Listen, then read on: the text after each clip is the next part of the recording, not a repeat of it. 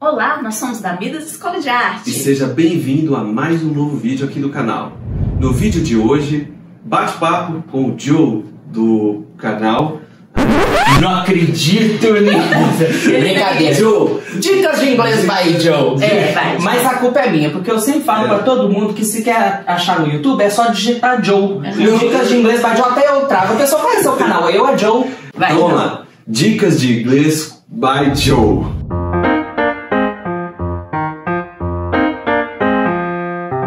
Isso. Gente, é muito difícil.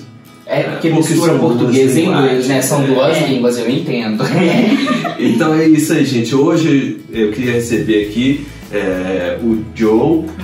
Seja bem-vindo ao Obrigado, canal. é um prazer estar aqui. Prazer. E eu queria que você se apresentasse aí pro pessoal. A gente vai bater um papo hoje sobre arte, sobre inglês e tudo Então, mais. eu tenho um canal de inglês, Dicas de Inglês by Joe.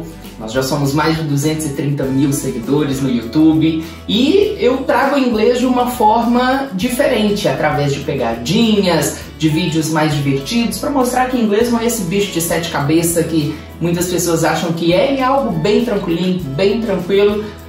Eu repeti tranquilo duas vezes, né? Então, se você gosta de inglês, me siga. Se não gosta, siga que eu acho que você vai aprender a gostar. Porque os vídeos são legais, modéstia à parte. É isso aí. Não se esquece de ir lá e curtir, se inscrever no canal do Joe. É um canal bem bacana, tem vídeos muito interessantes e a gente também vai estar lá com um vídeo, né, Carol? Vai ter uma participação nossa e do nosso filho Nicolas também. Que... No spoiler. Deixa Não no ar. Vou apareceu deixar aqui, aí pra né? vocês verem. Isso aí. Isso. Então, Joe, a gente te chamou hoje para conversar aqui sobre arte e sobre o mundo mesmo. Que a gente sabe que você conhece bastante, viajou bastante aí, conhecendo lugares. Então, assim, o que você viu de arte em outros lugares do mundo que você visitou? Olha, eu sempre gosto de falar que Europa, principalmente, escrever arte vai pra Europa, né? Porque lá tudo é voltado pra arte. Tudo tem história, Tudo né? tem história, muita história.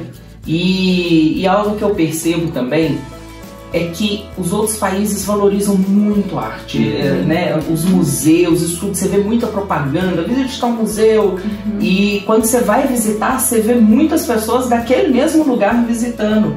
E não é uma coisa só de turista, então eu acho que isso a gente podia ter mais no Brasil, esse incentivo à arte, ao museu, né? O nosso museu, o maior que a gente tinha, infelizmente pegou fogo.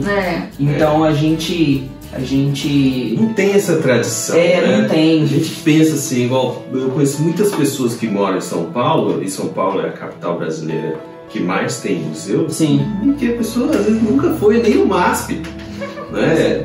Ou então o Museu Imperial no Rio de Janeiro, para quem mora lá. E a gente vê isso no Brasil. E é uma coisa que você não observou lá. Né? Não, eu percebo que realmente eles gostam muito. Sim. Nas casas eles têm muita decoração, muita coisa de arte. Nessa última casa que eu fiquei agora, a mulher falou assim: pelo amor de Deus, cuidado na hora de subir a escada para não encostar nos meus quadros. Aí eu subi a escada até de lado, né? E quase com uma coisa sagrada. Exatamente. Bacana. Conta mais dessa viagem que você fez. Então vamos lá, vamos por partes. Inglaterra, que é um destino que a gente sempre vai, leva os alunos, é bem bacana. É um lugar que em uma rua você tem um monte de museu. Você tem museu de como é que chama? National Gallery, que é a galeria nacional. Você tem museus que não é só de arte, mas de história. Então você tem muita coisa de história também. E eu acho que isso tudo é ligado, né? Eu acho que tudo entra como arte, porque a gente vai ver as coisas históricas, são coisas totalmente diferentes do que a gente tem hoje em dia. E tem um valor artístico, né? Que quanto mais tempo, né? Cara, tem uma coisa, ela vai preservando, vai criando, gerando esse valor, né? Que é um valor através da história. Sim, sim. Vai dando a arte, muitas vezes a gente fica perguntando, né, o que é arte? Então é difícil prever, porque hoje alguma coisa pode não ser arte, mas lá na frente aquilo pode virar uma pode virar, arte, exato.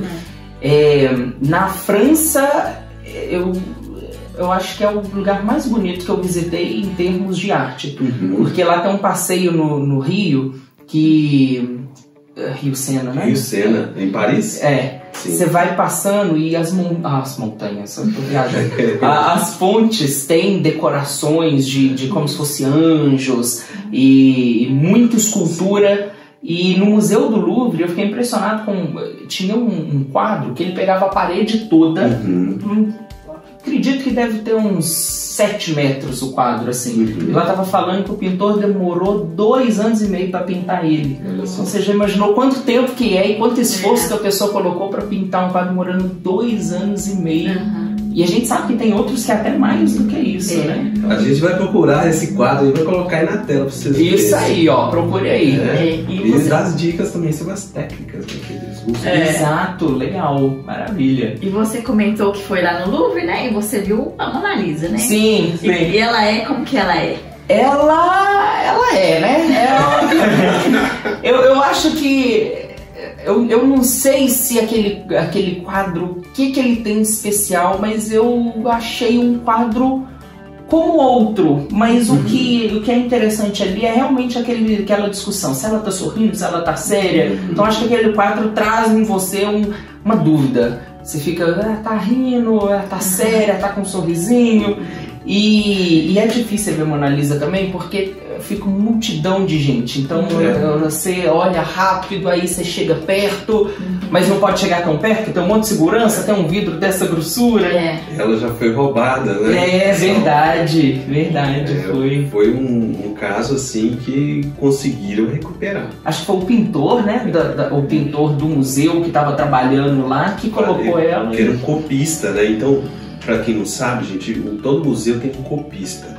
Inclusive, muitas exposições que você vai aqui no Brasil até, que são que trazem artistas de fora, a maioria são cópias feitas pelos copistas. Sim. Porque muitas vezes, por exemplo, a exposição do Caravaggio que teve no Brasil, eu vou colocar um link aí para vocês verem a foto dessa exposição, né, do site que tinha. Então, uma obra só original do Caravaggio, o resto era apresentado como original, mas eram cópias. Então esses copistas, inclusive, para quem não sabe, o Van Gogh, ele era um copista do Louvre. Que isso?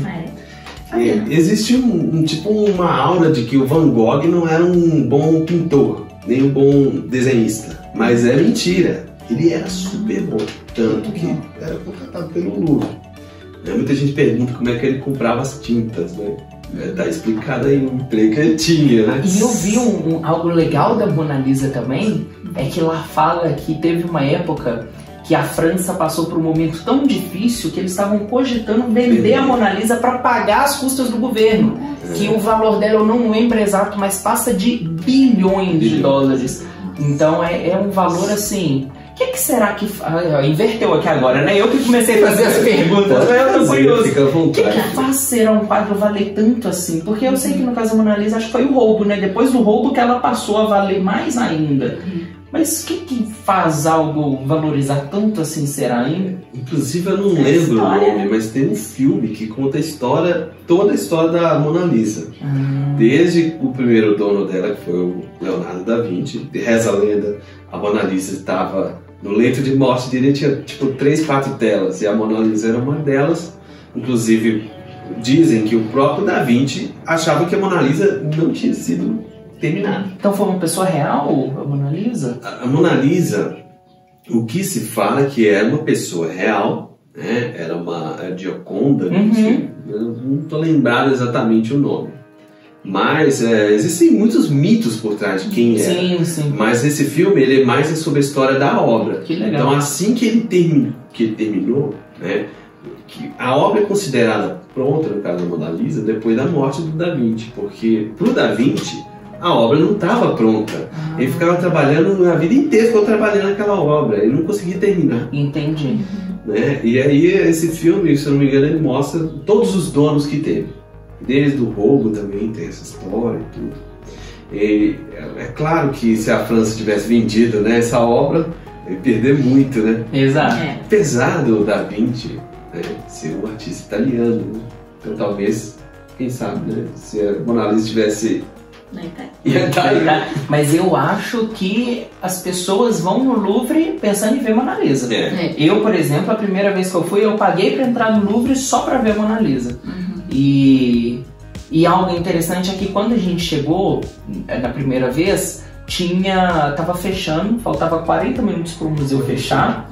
E eu falei pra moça lá, moça, pelo amor de Deus, eu quero entrar. E eu não ia voltar lá, não sabia. Quer dizer, eu voltei depois, mas eu não sabia quando que eu ia voltar. Eu falei, moça, minha oportunidade de ver a Mona Lisa. Aí ela, eu não vou te cobrar nada então, não. Pode ir lá, aí você vai andar em tal corredor. E a gente andou com aquele museu imenso. A gente chegou, viu a Mona Lisa por 5 minutos. Tirei uma foto com ela e aí já veio segurança mandando sair, a gente saiu e foi vendo as outras coisas. E aí em 2018 que eu voltei, a gente viu com mais calma, então aí deu pra aproveitar bastante. Bacana. História legal. Mas voltando à pergunta do Joe, eu acho que é a questão da... Por que custa tanto, né, uma obra dessa que a gente acha que é simples, né, não, assim, mais comum, né? Mas acho que tem a ver com a história, né? Igual o próprio Leonardo da Vinci, por exemplo, foi um grande artista. Sim. Aí vai passando isso, a consciência daquela obra, tem a ver também com a cultura do lugar onde ela foi feita. Isso vai gerando um valor cada vez maior naquele trabalho, né? Exato. Então a questão emocional, o valor cultural. E aí vira esses valores aí, né? Que a gente... E algo que eu queria falar também é que a gente, no Brasil, a gente tá tão vazio dessa cultura de arte que eu descobri esses dias para trás que aqui perto em Barão de Cocais, não é Barão de Cocais, é Cocais, a cidade de Cocais, tem pintura rupestre na caverna. E ninguém nunca me falou isso.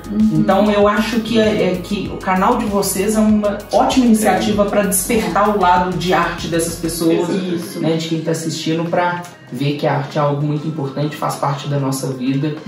É um registro, né? Exato. Da cultura, daquele momento que está vivendo. Mas também a gente fala muito assim, a questão da arte também não está só na pintura, né, no papel, tá também o quê? Na arquitetura. Exato. Né? Então você deve ter visto muita coisa assim, que você ficou assim, nossa, que coisa... Eu acho que eu sou até meio viajado. Eu falei assim com minha mãe, eu queria tanto ter um poder de ver essa escultura, igual lá, a gente visitou uma parte do Egito lá que tinha as múmias, e eu falei, eu queria tanto ter o poder de encostar aqui, fechar o olho e ver um filme do que aconteceu com isso daqui. Vocês também? Mas eu que sou meio viajado mesmo. Essa ideia foi boa. Não é? Já imagina, você encosta e você consegue ver o que aconteceu com essa pessoa, quem pintou, como é que foi o momento. Porque todo objeto tem sua história. Igual, por exemplo, as relíquias do Egito, né? A gente observa como que muitas delas têm as marcas do passado, por exemplo, o nariz da esfinge lá, né? Como que tem muitas histórias que falam, será que foi Napoleão, né? Ou foi os invasores árabes que destruíram o nariz? Ninguém sabe. Pois é. Mas a gente vê que tem muita história registrada desde quando a gente tem a era moderna, né, e tudo. Inclusive tem, igual você pensa, o museu que mais tem arte egípcia é o Louvre, na França. Por quê, né? Por causa do Napoleão Bonaparte. Ele fez muitas expedições no Egito, é isso que eu lembro. E com essas expedições trouxe muita coisa de lá. Que bacana. Agora a gente pensa, né? Tem todos os mistérios, a arte... E isso é legal, né? Trazer esse mistério que a gente olha e fala, o que será que aconteceu aqui, né? Eu acho que a arte tem muito a ver com essa questão do mistério, sabe? E tanto que na minha carreira isso me influenciou muito no início. De pensar assim, o que é o mistério? O que é a resposta para as perguntas, né? E você vê como que a arte desperta nas pessoas essa curiosidade. Então a gente vê que aqui no Brasil não tem muita experiência de fazer isso. As pessoas não têm essa cultura. O que a gente vê que é ruim, porque o Brasil tem muitos artistas, tem uma arte rica, não é? Uma história rica também. Como o Egito tem uma história rica, mas está oculta muitas vezes. Está esperando ser descoberta ali debaixo da terra, né? Para ser escavada, ou às vezes até mesmo ignorada. Outro dia mesmo eu fiquei sabendo de existem caçadores de telas aqui em Minas. Né? Que legal em Minas. Caçadores de tesouros, esses tesouros são obras do Aleijadinho e do Mestre Ataíde. Vou colocar aí para vocês verem as pinturas do Mestre Ataíde. Então, tem muito Ouro Preto também, né? Ele rodou aqui tudo. Piracicaba, claro que não tinha no Levade, mas tinha aí na Ford, do Jamo, Levade, tudo. Eu acho que ele era contemporâneo, assim, não sei, não tenho certeza.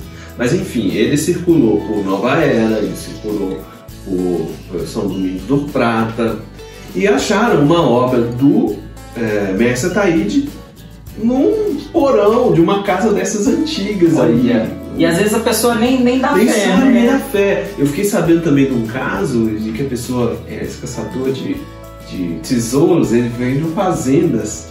E aí foi numa fazenda e descobriu que lá tinha um teto assim, pintado pelo Ataíde. E ele comprou a fazenda. Tipo, por um valor irrisório, sabe? Agora, assim, só a pintura do Ataíde vale tipo 10, 50 vezes o preço que ele pagou daquela fazenda. Então, assim, a gente vê como que isso acaba nas mãos também de pessoas que não vão compartilhar a arte. Né? Então o Brasil precisava, né, de ter muito isso. E olha, as pessoas que tinham isso nem sabiam o valor que aquilo tinha, né? É verdade, não tem nem como reconhecer o valor que tem a arte. Eu acho que nossa discussão tem muito a ver com isso, a questão do valor. Como é que você estabelece o valor, né? E arte não só pintura, mas compor uma música, né? Tocar um instrumento. Eu acho que isso tudo entra na forma da pessoa se expressar ali. E eu acho que isso é muito bacana, da gente conseguir expressar sem usar palavras, né? Mas usando de outros recursos. Isso. Aí eu queria aproveitar, Joe, e te perguntar assim, depois dessas viagens, essa coisa que a gente não volta a mesma pessoa, né? Então, o que você sentiu assim com relação à arte, né? Que você sentiu de diferente? Eu passei a prestar atenção em todos os detalhes. Antes eu era muito voado. Já aconteceu de eu fazer viagem aqui dentro do Brasil e quando eu voltava, eu às vezes ia ver as fotos, eu tirei essa foto, mas eu não lembro de ter visto esse lugar, porque eu não prestava tanta atenção. Mas depois que eu vi tanta coisa bonita, tanta arte, tanta demonstração de sentimentos que as pessoas queriam e fazia através de escultura, quando eu voltei, eu vejo cada detalhe, eu começo a observar cada coisa, eu falo, nossa, olha. E tão assim que eu já cheguei a ver foto no Instagram e eu olhei e falei, eu já vi esse negócio aqui. Quando eu fui ver no meu álbum, era um lugar que eu tinha ido. Então a gente passa a prestar mais atenção, observar em volta. Acho que isso tudo abre muito a nossa cabeça para isso. O seu olhar ficou mais apurado. Muito mais. Observação. Muito mais. E a gente sempre fala que, igual eu falo com o Matheus, que depois que eu comecei a aprender desenho, essas coisas, meu olhar pra estética mesmo, sabe? Nossa, que coisa bonita. Nossa, mas que coisa, né? Não tá tão legal. A gente fica mais crítico, né? Sim. Fica mais crítico. Exato. Né? Porque a beleza é agradável, né? Exato. Ou então, não, o contrário, o que seria o bizarro, também o criativo. Às vezes traz. Eu vi coisa que é meio. Eu não sei como é que explica, mas é como se fosse uma caricatura. Um corpo. Por exemplo, a minha namorada que está fazendo arquitetura disse que é porque o pessoal não sabia desenhar a pessoa de frente, então a pessoa sempre ficava com o corpo assim, só que a cabeça olhando para frente. Então é como se a pessoa estivesse andando de lado, só que com a cabeça olhando para frente. Então é uma coisa esquisita, que você fala, gente, que essa pessoa tá endemoniada, né? Tá andando meio assim. É igual algo que traz a curiosidade. Por que tava assim? Né? E ela me falou, não, é porque eles só desenhavam de lado. Que bacana. É aquela coisa, é a regra da frontalidade. Então, por exemplo, no Egito, né? E também em outros países da antiguidade clássica.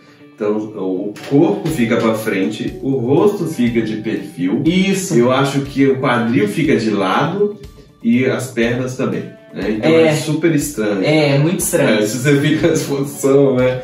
Mas isso tudo eram as regras estéticas. Eram as regras, que legal. Você vê, por exemplo, Eu gosto muito de Egito, por isso que eu vou até falar um pouquinho também. Mas é fascinante eu já li mesmo. muito sobre esse assunto. Então, quando a gente vê, por exemplo, a história do Egito antigo, são mais de 5 mil anos. E o estilo, as regras estéticas que tinha para essa civilização eram muito rígidas. Então, para você ter uma mudança estética, levava 1000 anos, literalmente, para você passar. Então, muitas dessas regras permaneceram ao longo da antiguidade. Mas teve alguns períodos que foram mudando um pouquinho, assim. Então, eles mudavam a paleta, eles mudavam como que pintava a forma, né? Eu até comentei isso com a minha família. Eu acho, se vocês acham diferente, me fala por favor, mas eu acho que antigamente as pessoas tomavam muito mais cuidado numa decoração do que hoje em dia. Antigamente a gente vê lá no museu aqueles pratinhos upires, todo decorado, e hoje em dia é tudo tão simples, né? Não tem aquela decoração de antigamente. Eu achava que o pessoal, como minha mãe fala, o pessoal de antigamente era mais chique, né? Era mais tudo chique. mais elaborado. Preocupado com isso, exato, né? mais tempo, né? Hoje é muito corrido e preocupação. Muitas das coisas que se faz hoje é como se fala, o cubo branco. É uma caixa de sapato. Um prédio é uma caixa de sapato, então tem muitos adornos, né? Tudo. Mas tem muita coisa que a gente vê, igual, por exemplo, a Grécia Antiga. Tem os pilares, né? Tem o Partenon, que é aquela obra maravilhosa, que tem todos os adornos. Então isso tudo com o tempo. É claro que hoje meio que saiu de voga, porque hoje é tudo feito em massa. Sim. Não é tudo para ser muita feito. Quantidade, né? Então, por exemplo, você vê artistas que tentaram isso. O Gaudí, por exemplo, na Espanha. Não sei se você já foi na Espanha. Não, na Espanha. Mas no dia que você for em Sevilha, você vai conhecer a Catedral Receba, irmão. de Sevilha, que tem uma obra até hoje inacabada do Gaudí, que é a Catedral, que eles estão tentando acabar ela agora. E aí, essa obra do Gaudí tentou fazer as coisas serem, tipo assim, super, como se diz, industrializadas. Só que as obras dele tinham muita dor, muitas coisas. Então, hoje em dia, as pessoas querem as coisas na hora e tudo barato. Então, às vezes, por isso não tem, né? Não dá.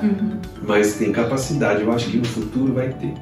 Isso. Por causa da impressão. Acho que tende a voltar, eu acho que tende a voltar. As modas de antigamente estão voltando hoje Eu em acho dia, que né? eu torço pra voltar, porque eu também adoro. Eu sou um artista mais romântico, assim, sabe? Agora eu queria, só pra gente ir finalizando, né? Porque a arte é pensamento, né? Eu queria que você falasse o que você sente, assim, toda essa arte que você absorveu, o seu pensamento, como que isso influenciou na mudança dos seus pensamentos e como que isso cresceu, assim, fez você crescer, assim? Olha, eu acho, assim, eu tenho certeza. É impressionante como que a gente adquire um conhecimento de fundo e no meio de uma conversa a gente tem aquela bagagem para falar porque a gente viveu aquilo ali. Então eu acho que arte, música, história, isso tudo que às vezes as pessoas consideram como chatas, elas não têm noção de como que isso agrega no seu conhecimento. E isso, pessoal, até agora nós vamos ter o Enem. Até em um Enem você fazer uma citação de uma coisa do tipo e falar assim, como sabe-se que na Europa, e você começa a colocar a questão da arte, e eu acho que dá para encaixar em qualquer assunto. A gente pode estar falando de qualquer coisa que a gente consegue encaixar aquele assunto ali para enriquecer mais ainda. Então acho que meu conhecimento aumentou muito depois disso, pela questão histórica mesmo, de agora ter assunto sobre isso para conseguir falar e entender um pouquinho mais. Ai, que bom. Agora eu queria pedir pro Matheus. Matheus, ele é muito bom, sabe? E imitar a Marília Gabriela, lembra? Ah, não, né? Mentira! Aí eu queria saber aquela hora que ela fala assim, vida. Aí a pessoa fala uma coisa. Tá bom, então vamos lá, vamos pro desafio então. Algumas palavras então. Eu descrevo com uma palavra? Você fala, ele fala uma coisa e você fala isso. Tá bom. Tá, vai. Eu sei que vai falar, você Eu vai não sei você vai jogar as palavras. Não, mas então, você faz, eu não sei vida. fazer. Não, mas você não vai fazer com a voz dela, não? Não, você é doido? Eu acho que tem que fazer. Olá, meu querido. Tchau. Joia, você tá bem? Eu tô Tudo bem, meu amigo? joia. Você tá aqui agora no meu programa. Pra prazer estar aqui, Marília. Gente, vamos falar as palavras. As palavras, vai. Vida. Amor. Sentimento. Difícil, Marília Gabriela. Sentimento, paixão, tão romântico. Lugares. Viagens. Lar. Família. Paixão. Família. Família. Isso aí. Então, gente, essa foi a nossa entrevista. Esse foi o bate-volta, né? Mas, ó, Marília Gabriela, eu vou cortar. Não, vai não. Vai deixar. Tô até suado. Merece um like aí, gente, ó. isso aí não sou eu, viu? Isso aí são coisas do bastidor. É porque você sabe que eu... assim, quem inventou esse jogo de palavras foi o Jung, né? Então é uma coisa bem interessante. É né? bem bate e volta. Ler A pessoa. A pessoa. Mas é isso aí, foi muito bom conhecer sobre a sua história. Isso, Viu, muito John? obrigada. Obrigado. Então eu recomendo agradeço. a vocês visitarem aí o canal, né? Dicas de Vai Inglês tá aqui. by Joe. Tá aqui na descrição, isso aí. Isso. Dá uma olhada nos vídeos lá, curte e Isso. compartilha. Não se esquece também de deixar o seu like aqui. Isso aí. Isso. E os comentários também, né? Exato, vamos interagir. Olha, se você é inscrito meu e tá assistindo o vídeo, deixa o like, se inscreva no canal. Isso. E vamos abrir mais a cabeça pra arte, que é algo muito importante. Isso A gente aí. pode também deixar uma pergunta aqui pro pessoal responder, né? Isso aí. O Joe contou aqui uma história que ele teve ali para conseguir ver a Mona Lisa. Vocês, e aí, tem alguma história que podem contar de alguma obra, de alguma coisa que vocês fizeram para ver, alguma arte ou para ter oportunidades aí? Exato. Conta aí sua história. Deixa aí Isso no aí. comentário. Então, um forte abraço e até mais. Bye bye, people. Tchau.